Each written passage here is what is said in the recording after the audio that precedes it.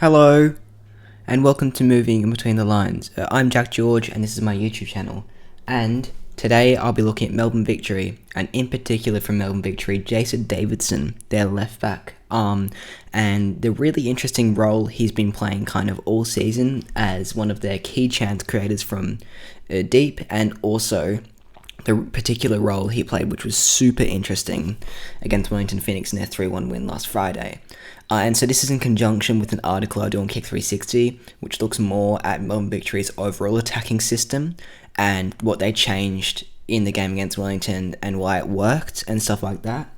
Whereas this is more of a focus on Davidson's role and everything around that. But so check that out if you want to, and this video will be in it as part of it, like just hyperlinked. And yeah, so I hope you enjoy this part. So here is Melbourne Victory. I've actually done a video on them before on how they won the FFA Cup final, and I'm trying to remember what it focused on. I can't remember. It was on how they won, and hopefully that inspires you to go watch it because it was so good that I can't even remember what it was on. But Davidson, another thing that was good, I missed a segue there, is that Davidson was insane in this game. So like just a few stats. He usually averages around like 59 accurate passes per game, and he played 76. He usually receives around 46 passes and receives 67. Usually averages around 1.62 touches in the penalty area per game and had 7, which is just absolutely ridiculous for a left back. So Davidson is a fantastic player, and he really suits Melbourne Victory and how they want to play. So here's a ball, and he's really good at invading these press. So Falami's pressing him. He's really good at playing these curled passes down to Falami, in fact, down on the like this, where they just bend in play, and he's really good at disguising passes when. So what Melbourne Victory do, without only get too into this, because this is what we'll cover in the article, when they do this kind of thing with Davidson and Bremer dropping in as the two like false nines, or like even just two attacking midfielders or two strikers in between the line of Wellington players, like between the defensive line and the midfield line. He's really good at playing these straight, quite fast passes into feet, and then making a run to get another ball back with his athleticism, because it runs from deep are so hard to track. It's really hard to, find the motivation to keep up. Most professional players do because they're professional, but it's really hard to keep up with him because Davidson's quite fast and you don't know what direction he's running in and you're already behind. So he's really good at evading the press because he has this really good confidence and assertiveness on the ball, where he can also even switch to Rojas. He's done that a few times, or just go for a straight ball, drawing the defence, because this is what Melbourne Victory are quite good at, drawing the defence and playing a straight ball in behind to Davidson, who has the athleticism again to run onto it.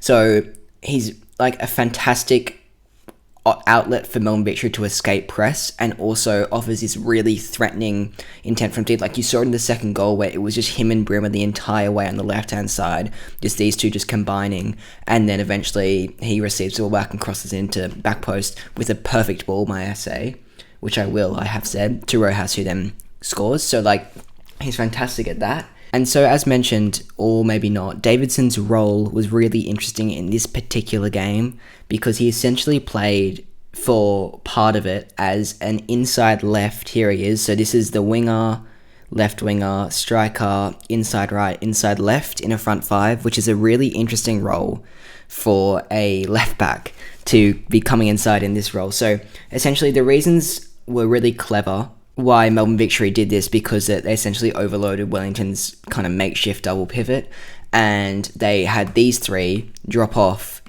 to mean that like the three centre backs were pretty much not involved in any form of pressure, because whenever any one of them came out, the wing would come inside and exploit the space in behind, which was so clever, such a really good way of just unpicking that system. But I'll go into that more in the article in more detail as well. It's just very quick.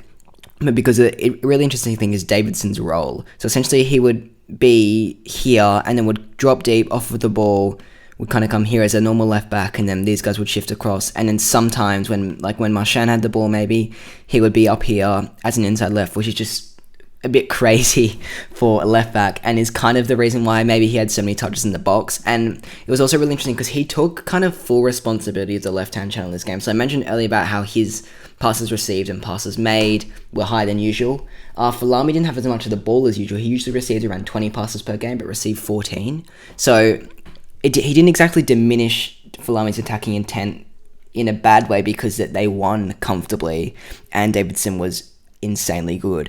But he did just decide to take complete charge of creativity on the left-hand side, and he just sometimes does that because with Brimmer is a fantastic carrier of the ball. He makes a really good decisive action. He has a good long shot on him, but he's not a creative player that can unlock a low block. Whereas for me, Davidson is actually more so, which is really interesting because he's midfield too, are both kind of counter presses and good at recycling the ball and good at playing these passes in between the lines, but neither of them are like playmakers as well. So Davidson really acts for his side, so he can drop out here and just kind of pick up the ball in between the lines. And what's weird about for him as a left back is he's quite good at turning on the half turn between the lines, which he's just not used to. And he makes these really good 1-2s to try to get him behind with opponents.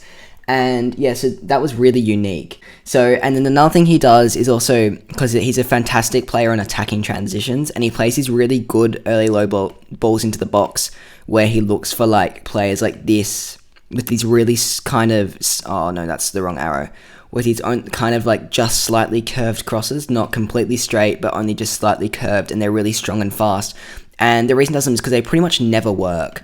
What they do is that you have like, the Melbourne Victory are really well coached, and they attack as a team in transition. They all move up as one to collect second balls and to counter press because that's a key philosophy of their game. So he hits these really hard balls which you can't control, you can just only clear. And I guess if you make a misclearance, I haven't actually checked if any of their goals have been scored by this, but they might actually have. If the defender, which is this arrow, makes like a bad clearance, it falls to D'Agostino. If he makes like an alright clearance, it can fall to Guerrier because he's in position, or to Brimmer. So overall, Davidson's a really versatile player for Melbourne Victory. He's capable of playmaking from deep and even in advanced areas too. He's very athletic, so makes great decoy runs and actual runs to receive the ball, although all runs are actual. And he's got a fantastic range of passing and diversifies his chance creation where he can carry the ball and play the ball through the lines too. So he's pretty much he does everything for Melbourne Victory in their build-up play. Like, not that he is their build-up play, but he just is capable of doing everything they want their defenders to do, or their midfielders as well, which is be able to play just simple passes wide and then run on to help sustain the attack and provide an option for the winger. He's able to play the passes in between the lines that you need to play so that Brimmer can turn and just like do his really good stuff like you saw in the first goal. He can play switches when he needs to, and he can play these really good low crosses to the box, which if they find Brimmer, which was I think my earlier point, he can just take a shot. So it's all about the deflections, because not every pass is about finding its intended target. It's sometimes like they even go one up where he just hits it really hard at the defense and they have to clear, and it finds Brimmer, who is fantastic from this range at shooting. So Davidson is a really intriguing and fantastic player for Melbourne Victory, and the role he played on the inside left for probably like just over a half maybe, because it stopped after they scored the penalty, in the 2-3-5 was really interesting too. So I hope you've enjoyed this video, and please, if you did, check out the article because I'm putting quite a bit of effort into it, so hopefully it's quite good. And yeah, let me know what else you want to see. If you want to see more content like this, although all my content's pretty much like this, more like just what you want to see, let me know, and I'll see you guys soon.